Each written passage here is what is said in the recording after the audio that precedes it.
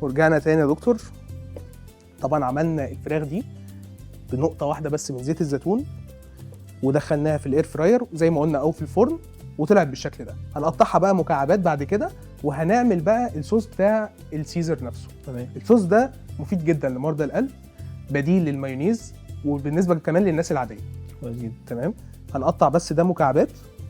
وعايزين بقى نعرف من حضرتك موضوع العزومات نعمل فيه ايه، وخصوصا لمرضى القلب ازاي ان هي تتصرف في حاجه زي دي.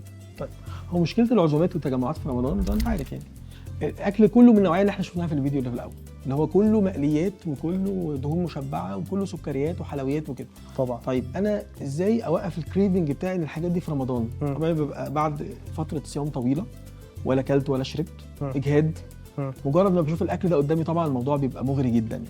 طيب طبعا. ازاي انا بقى اوقف او اقلل شويه الكريفنج بتاعي؟ يعني ضد الحرمان، يعني احرم نفسي من الاكل خالص. غلط. دي انا ضدها غلط. لان احنا بنتكلم في الموضوع ده بالظبط كده، بيبقى في ريباوند، انت عارف يعني صح. في القصه دي بيحصل شوجر كريفنج، وبيحصل كمان شرايح الحلويات. حتى لو انا مانع نفسي فتره طويله بالظبط انا برجع لنفس النقطه اللي انا كنت فيها. فكده انا ضيعت كل اللي انا عملته. عشان كده الموضوع مغري جدا. احنا بنقول دايما ان احنا نعتمد على لايف ستايل صحي. احنا مش بنسميه دايت. بالظبط. الدايت ده شورت تيرم، حاجه قصيره. صح. لا، احنا بنسميه لايف ستايل، حاجه هنعيش عليها. بالظبط. فعشان كده احنا حابين ان احنا نقدم في فقره النهارده حاجات معينه تخص مريض القلب وتخص الشخص العادي. ايوه، اللي هو تيبس وتريكس ازاي بالزبط. تتعامل اصلا مع عزومات رمضان. بالظبط. لان هي فخ. طيب بص، في الاول خالص هتفطر على تمر وشويه ميه صغيرين. حلو. وتخش بقى تصلي المغرب، تعمل المهم تضيع اول نص ساعه دول بعد التمر والميه انك ما تاكلش حاجه خالص. تمام. تبدا بالسلطه زي ما انت، بتبقى سلطه صحيه طبعا زي اللي انت عاملها دي، زي دي. تشرب شوربه. شوربه برضو يفضل ان هي تتعمل بطريقه صحيه، ما فيهاش دهون كتير، ما فيهاش دسم، الافضل طبعا يعني. وبعدها بربع ساعه تبدا بقى الاكل الرئيسي. النقطه الثانيه بقى، طب في ديزرت او في حلويات، دايما رمضان كله بقى بيوجب وكله بيجيب الشوجر كريفنج ده بالظبط كده رهيب يعني. هتقدر تقول للمريض بتاعك او لاي حد تنصحه ما تاكلش حلويات؟ انا شايف الموضوع صعب بصراحه شويه جدا. عشان كده بنحاول ان احنا نعمل بدائل صحيه زي ما قلت لحضرتك. بالظبط كده، نعتمد عليها، وزي ما اتكلمنا في اول الفقره ان احنا نبدل البدايل، الحاجات الغير صحيه بحاجات صحيه. بالظبط كده. احنا هنا تبلنا بقى الزبادي. تمام. نستخدم زبادي، ممكن نستخدم زبادي يوناني او عادي. اسالك زبادي عادي مفيش اي مشكله. تمام. والفاتس اللي موجوده في الزبادي طبعا مفيده جدا. بالظبط. مهمه جدا لامتصاص فيتامين دي، فيتامين اي، فيتامين كي، وفيتامين اي. بالظبط. كل الفيتامينز دي ما بتدوبش غير في الدهون. بالظبط. فعشان كده محتاجه دهون معينه تقدر ان هي تنتفع بيها. بالظبط. طيب احنا هنا بقى تبلنا الزبادي تمام بالثوم مفروم، وتبلناه بفلفل. اوكي. ممكن نضيف بابريكا بس عشان التوابل هتبقى كتيره لان احنا متبلين الدجاج. بالظبط. ومعلقه صغيره برده من زيت الزيتون. كويس جدا. تمام. هننزل بقى بالتوبنج ده كده على صدور الدجاج والسلطه.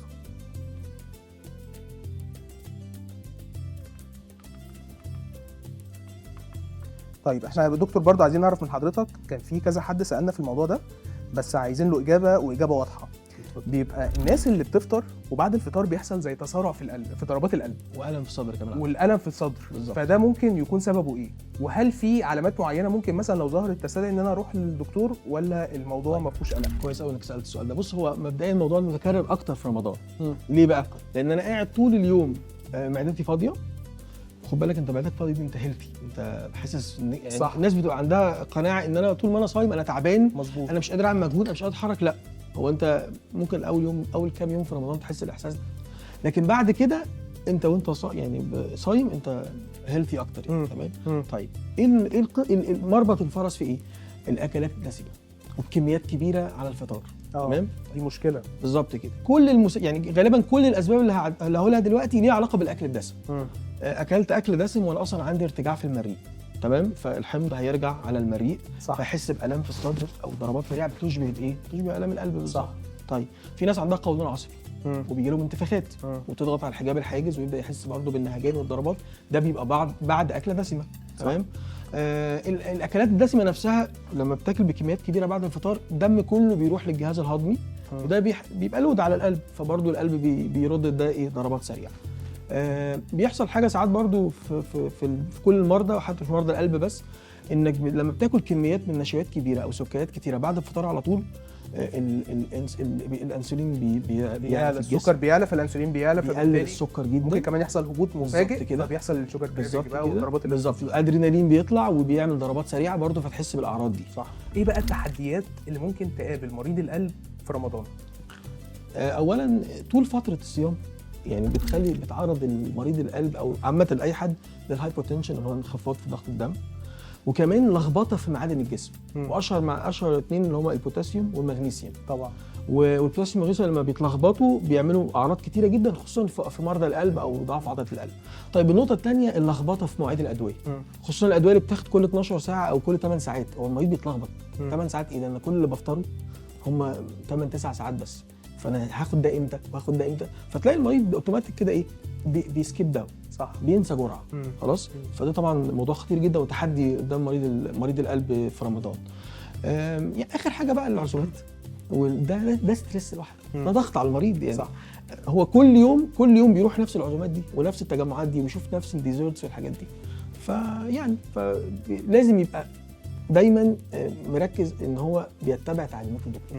صوم امتى وتاكل ايه بقى موضوع مش قادر اخد نفسي قبل الفطار ده؟ ناس كتير قوي بتتكلم فيه، يمكن بيحصل لنا احنا ساعات برضو، ممكن نكون مجهدين او جايين من شغل تعبانين، فاللي هو عارف اللي هو مش قادر اخد نفسي. هل ده ممكن يكون سببه مثلا حاجه لا قدر الله في القلب، ولا سببه عادي وما اقلقش، او ممكن يكون نقص في حاجه معينه مثلا وحابب ان انا اعوضها بعد الفطار؟ والله بص، لو الموضوع في اول كام يوم في الصيام ده طبيعي. احنا مش متعودين، متعود على لايف ستايل معين، تصحى الصبح تشرب القهوه بتاعتك، بعد كده تاخر الفطار شويه، فاحنا اصلا اغلبنا اللايف ستايل بتاعه مش منتظم، نومه مش منتظم، دايما بيتعرض لستريس في الشغل وكده. فلو ده اول كام يوم بس، انا بطمن المريض على طول، بقول له استحمل بس عدي كده اول كام يوم وبعد كده الدنيا هتظبط. ولو حسيت بنفس الاعراض دي ساعتها بقى يرجع لحضرتك. لو الموضوع متكرر لا، لو انا بنهج يبقى في حاجه، بنهجان شديد جدا قبل الفطار او كده والموضوع مكمل معاه رمضان كله، لازم طبعا نطمن بقى، نعمل ايكو ونعمل رسم قلب، نشوف تحاليل صوره الدم، الغده، الكلام ده كله. صح. احنا الكلام خدنا بس لازم ندوق. طبعا، وتقولي رايك بصراحه. لا اكيد، بس شكلها حلو يعني. ربنا يخليك يا دكتور، تسلم ايديك. فخلينا ندوق كده. لا معلقتين ايه بقى، انا هجيب لك شوكه وطبق كبير. تمام. بس وانا رايح بس عايز اسال سؤال مهم جدا. فضل. ننصح مريض القلب بايه، وايه الفحوصات المعينه اللي لازم يعملها؟ طيب بص، انصح مريض القلب بايه؟ اولا مريض القلب مش عنده مشكله في القلب بس، غالبا يعني عنده مشكله في السكر، مشكله في الغده، الضغط، الكوليسترول. فلازم يبقى كل الدكاتره اللي هو بيتابع معاهم في التخصصات المختلفه بيبقى يعني قبل رمضان على طول لازم يتشيك مع كل دكتور هو تظبيط الادويه، التحاليل المطلوبه، الفحوصات زي رسم القلب، زي الايكو، زي لو احنا رسم القلب بالمجهود، على حسب بقى احنا ايه، كل مريض بيبقى محتاج عدد من الفحوصات معينه تتعمل على حسب برضو بالظبط. ده بنوفره، احنا بنوفر كل الفحوصات دي يعني بالظبط.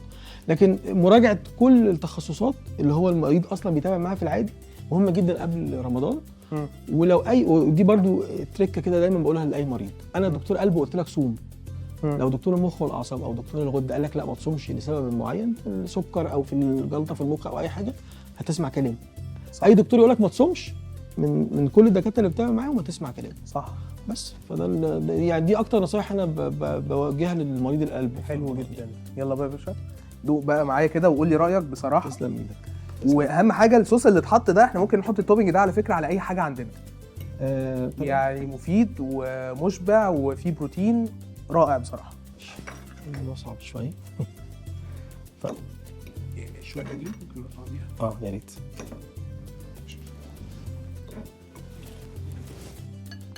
لا تسلم ايدك بجد، مش فارقه خالص بجد والله، مش فارقه خالص عن السيزون، احنا بناكلها على طول. الف هنا يا دكتور، بجد جدا. انت نورتنا وشرفتنا واستفدنا جدا من وجود حضرتك معانا. اتشرفت بك يا استاذ بجد. ربنا يخليك. شكرا جدا. ودي كانت وصفه الحلو مش حلو النهارده برعايه مستشفيات اندلسيه. استنونا في فقرات تانية جايه.